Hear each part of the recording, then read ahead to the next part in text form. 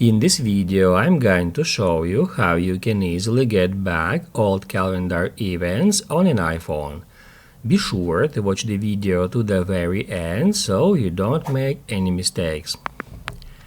Let's get started, guys. I'm gonna show you all the process from the beginning, and the first stop we need to head over to Settings. On Settings, scroll down until you find Calendar. And that's where we can easily find Sync. If we get into it, we'll be able to choose for how long time range we are going to sync our calendar events.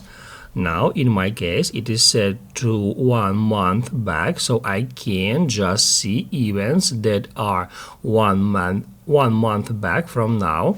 However, we can switch it to 2 weeks, 3 months back, 6 months back, and all the events.